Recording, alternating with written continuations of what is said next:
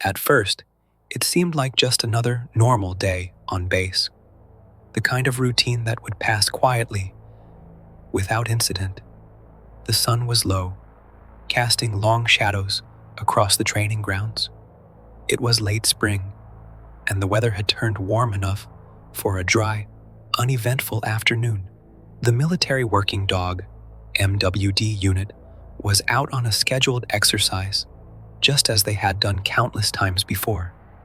Dogs and handlers, both seasoned and new, moved through the drill, crossing the dirt paths and broken terrain as part of their normal training rotation. But then something odd happened. The dogs, seasoned veterans of the military and unflinching in their training, refused to enter a specific area of the base. No matter what their handlers tried, encouragement, stern commands, even leash pulls, the dogs would stop. They would sit down and stare at the ground, their ears back, eyes wide with an unsettling intensity. It wasn't one dog either. It was several. Dogs that had been through similar exercises countless times. Dogs that had never shown hesitation. And then the unit noticed something even stranger.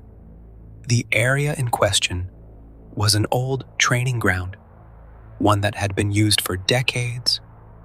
But as far as anyone knew, nothing about it had changed. So why wouldn't they cross the line? The unsettling pattern would soon repeat itself. But at first, no one could explain why. The dogs were always trained for discipline. They were purpose-built for duty. Whether it was sniffing out explosives, tracking targets, or patrolling areas, their senses were sharper, their focus unbroken. They'd seen war zones and hostile environments, and had never hesitated before. It was why they were called working dogs. Their reliability was the cornerstone of their reputation. Yet, this was something different, something that didn't make sense. It began with just one dog, a Belgian Malinois named Rex. Rex was known for his intense drive and strong focus. He had been through every kind of training imaginable, from urban searches to combat operations.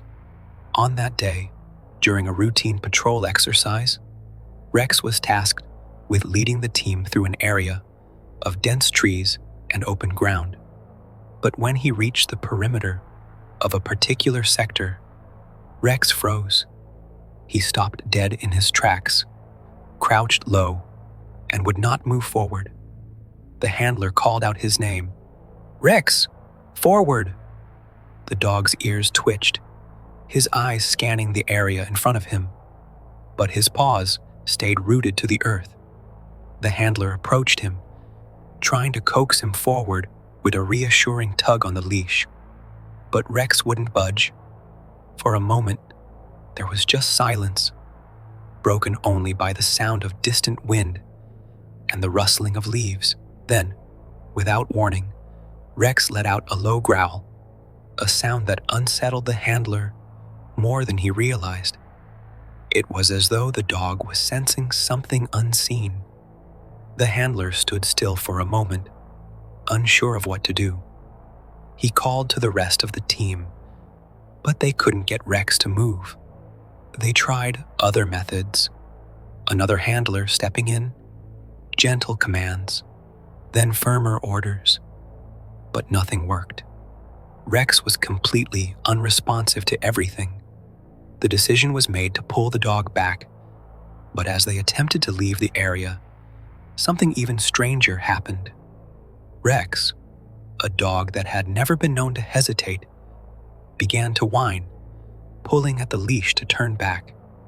He was so agitated, the handler had to physically pull him away, trying to distance him from the spot. This wasn't the first time something like this had happened, though it was the first time it had been this pronounced. Over the next few days, other dogs started showing similar signs. They wouldn't cross the same line, or if they did, They would show clear signs of distress, ears laid flat, tails tucked, eyes darting, constantly looking over their shoulders as if they were being watched. Handlers began to compare notes. It became a running concern within the unit. No one had any definitive answers, but rumors started circulating. Some joked that it was a simple case of fatigue, that the dogs were just tired from a long training regimen, but no one could quite shake the feeling that something else was at play. There were too many instances, too many dogs involved. The trainers thought it might be a psychological block, a form of learned fear, but that didn't explain why it was happening across multiple dogs who had no history of such behavior. They even tried swapping the dogs out, bringing in new ones that hadn't been exposed to the area yet. The results were the same. New dogs, unfamiliar with the training site, refused to cross the line. The handlers attempted reconditioning. They tried everything they could think of: positive reinforcement, different routes, new commands, and even trying to push the dogs past their hesitation through sheer force. But it never worked. The line, whatever it was, became an impenetrable boundary for the dogs. The commanding officers were informed, and while they listened to the concerns, they didn't show much outward concern. There was talk of taking it up the chain, but nothing immediate came of it. However, the situation became increasingly strange. As time went on, more handlers noticed the behavior. They would get the dogs to do their work, but only if the area in question was avoided. Soon, word began to spread throughout the unit. Some began to joke about it. Maybe it's haunted, one handler said with a laugh. But the uncomfortable shift in atmosphere that followed the comment showed it wasn't as funny as it sounded. Others said the dogs had simply grown lazy, or perhaps were picking up on some kind of environmental cue, an unusual smell perhaps, or a shift in terrain that made it physically uncomfortable for them to continue. But there was one thing no one could explain. Why were these dogs, highly trained and accustomed to hardship, reacting this way? And why was the behavior consistent across the board? As the days passed, the issue with the dog's refusal to cross the boundary grew more troubling. It wasn't just one isolated incident anymore. The same dogs, when faced with that particular line, would hesitate, freeze, and display signs of extreme distress. It wasn't the kind of behavior any handler was used to seeing, and it was only getting worse. One afternoon, Sergeant Major Thomas, a veteran of the unit who had seen it all, from hostile fire to long patrols through unforgiving terrain, was assigned to monitor the dog's behavior in that very sector. He had heard the rumors, the stories passed between the younger soldiers, but he hadn't yet witnessed it firsthand. "All right, let's see what the fuss is about," he muttered to himself as he prepared to accompany one of the teams on another routine patrol. The day was overcast, and the wind had picked up, sweeping through the tall grass and the open spaces around the perimeter. It felt like the weather itself was waiting, as though something was about to shift. The team gathered their equipment, prepared the dogs, and headed out into the field. Sergeant Major Thomas had no expectations, but as they approached the training area, he could feel something odd in the air. It was a quiet kind of stillness, the kind that only comes before something unsettling. They reached the familiar area, the very same spot where Rex had refused to cross only days before. And the moment the first dog stepped into it, The change was immediate. The dog, a German shepherd named Scout, froze. His eyes darted back and forth, scanning the trees ahead, his ears flattened, his body tense. Thomas had seen Scout work through similar conditions many times before. Hot, cold, dark, quiet. Conditions where the dog had been expected to push through no matter the circumstances. But this was different. Scout was barely moving now, his attention fixed on something only he could see. "Scout, forward," Thomas commanded, his voice sharp. The dog didn't even acknowledge him. The handler tugged at the leash, trying to coax the dog forward, but Scout resisted. After a few more moments, the dog let out a low growl, something deep in his throat, and Thomas felt a cold shiver crawl up his spine. "What's wrong with him?" one of the younger handlers asked, uncertainty creeping into his voice. Thomas paused, considering the possibilities. There could have been something in the ground, a scent or an unfamiliar presence. But the dogs had never shown this kind of behavior before. It was as if they knew something was there, something they couldn't name, something that was causing them to stop. "Let's pull back and reassess," Thomas suggested, but he already knew something wasn't right. Something in the air, something about the trees, the distance, the silence. It didn't feel natural. The movement of the team seemed louder now, too loud, and the dogs were becoming more agitated. After pulling back, Thomas decided to take a few steps into the sector, walking alone. The dogs remained behind, watching him as if they understood the boundary too. Every instinct told him to turn back, but there was something nagging at him, a feeling in the back of his mind he couldn't shake. He stopped in the middle of the clearing, looked around. The trees seemed to stand just a little too still. It wasn't until he turned back toward the rest of the team that he heard it. Faint, distant, almost like a whisper carried on the wind. "Help me." It was soft, and for a moment, Thomas thought it might have been a trick of the wind, some rustling sound from the trees. But then it came again. "Help me." He froze, looking back at the others. No one had heard it except him. But for a brief moment, he considered that maybe he had heard it wrong. Maybe the wind, the stress of the situation, or his mind playing tricks on him. But that sense of something being wrong didn't fade. It only deepened. He made his way back to the team quickly, leaving the unsettling feeling in his wake. The story of the dogs began to shift, and rumors started circulating among the base. Some of the younger soldiers said they'd heard strange things about the training ground.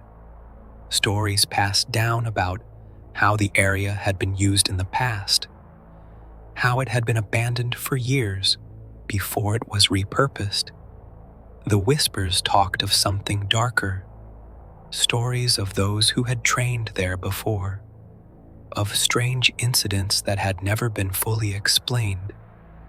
No one wanted to acknowledge it, but the rumors began to gather weight. Could it be that the dogs were responding to something they couldn't comprehend, something buried in the history of the land? It seemed absurd, of course, but the longer the pattern continued, the less it seemed like a coincidence. There were other units stationed on the base, and as they rotated through, they began to notice the same thing.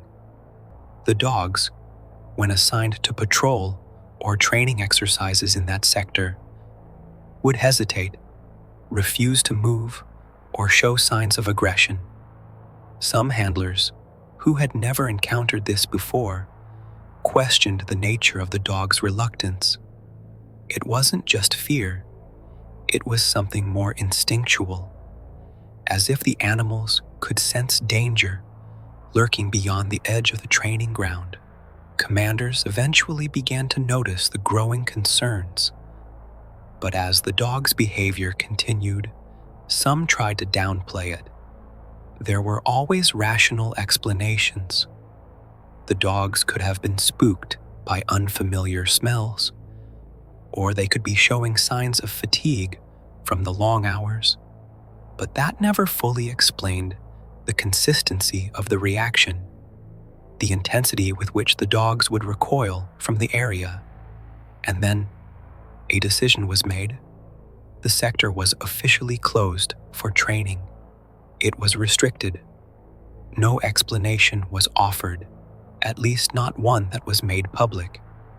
The handlers were informed that the area was no longer to be used for exercises. The dog's behavior was deemed significant enough to warrant the change, but no one would say why.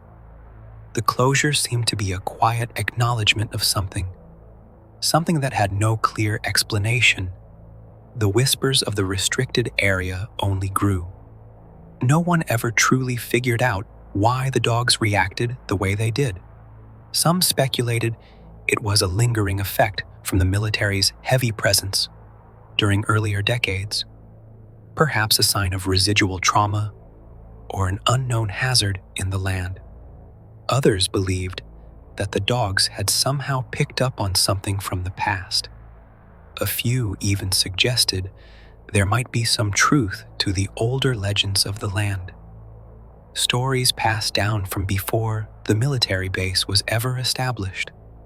And then there were those who simply accepted it as an anomaly, an unexplained incident that was never meant to be understood. The closure of the area did little to dampen the growing sense of unease that had taken hold of the base.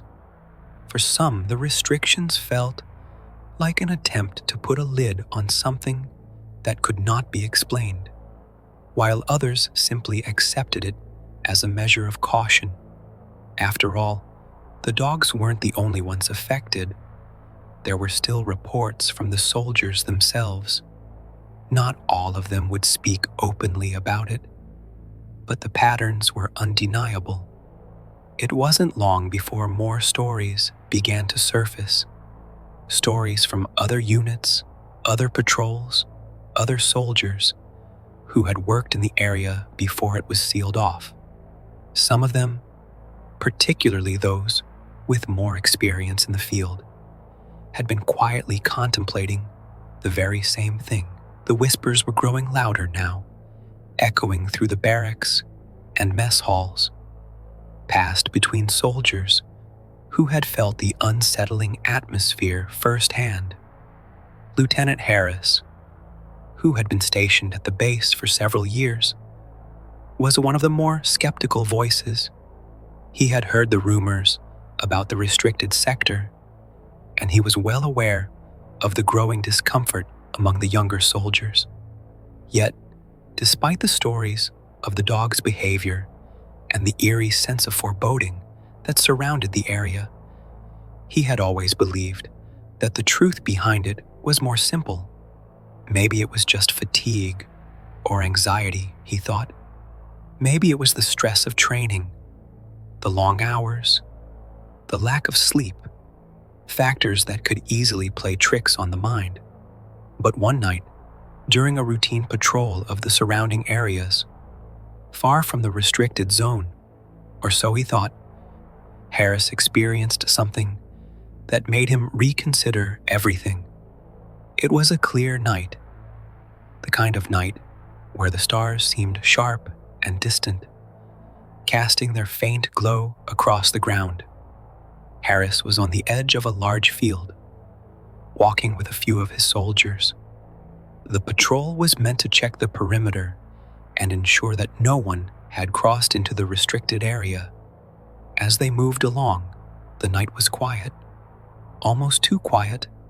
The wind had died down, and the usual sounds of the forest were strangely absent. He was walking beside Sergeant Geller, a no-nonsense soldier known for his calm demeanor. when something caught Harris's eye. At first, it was just a flicker, a movement in the corner of his vision. He thought it might be a trick of the light, or perhaps an animal rustling in the underbrush. But then he saw it again. A faint glow, a blue light, almost like the reflection of eyes in the darkness. "Did you see that?"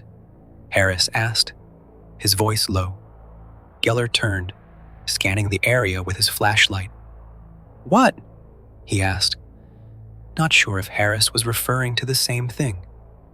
There it was again, the light.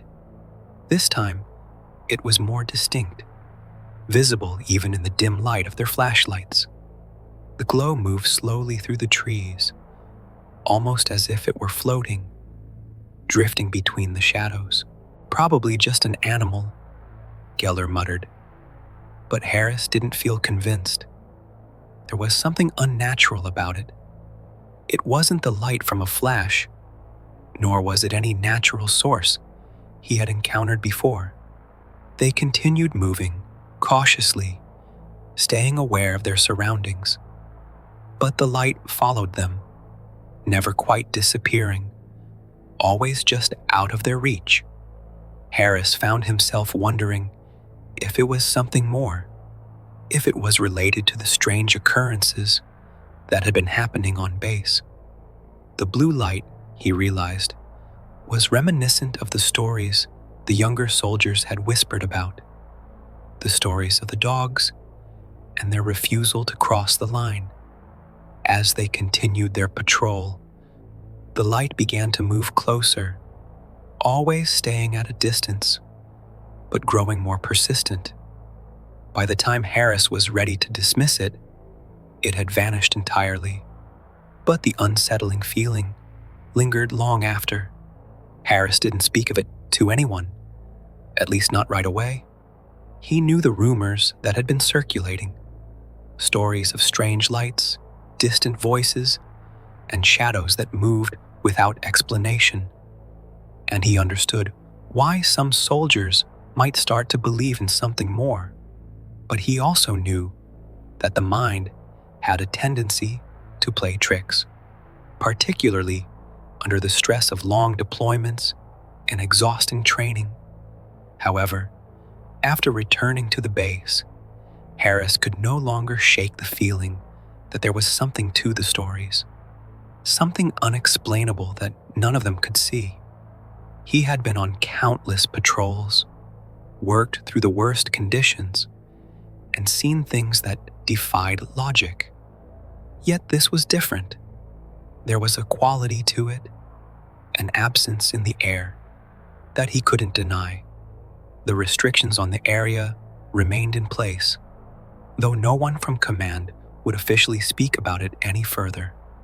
The rumors continued to spread, and many soldiers had their own encounters to share, each one adding weight to the growing myth of the place where the dogs wouldn't cross the line. Eventually, the stories faded into the background, as they often do in places like this. The base continued its regular operations, and the military machine rolled on, never really acknowledging the strange events tied to the land. But for those who had witnessed it firsthand, there was an understanding, an unspoken acknowledgement that something had happened there, something that couldn't be easily explained away. And then, just as quietly as it had begun, the stories seemed to subside. The restricted sector remained off limits, but there was no further mention of it. Life on the base continued, and the dogs were reassigned to other areas, their reluctance forgotten, but not quite erased from memory. The unsettling nature of those few days, however, lingered in the back of every soldier's mind. They had all heard it, the whispers of something hidden, something ancient, buried in the earth beneath their feet. Whether it was the land itself, or something tied to the ghosts of the past, no one could say for certain. Whether the dog's refusal to cross the line was due to something grounded in the natural world or something more paranormal, the truth remains elusive. There are no answers, just questions, murmured in the quiet corners of the base. And for the soldiers who experienced it, the unease still lingers, even if they can't fully explain why. If you found this story as unsettling as we did, don't forget to like, comment, and share your thoughts below. And if you want to hear more tales from the edge of reality, make sure to subscribe and hit the bell for future updates. Thanks for watching.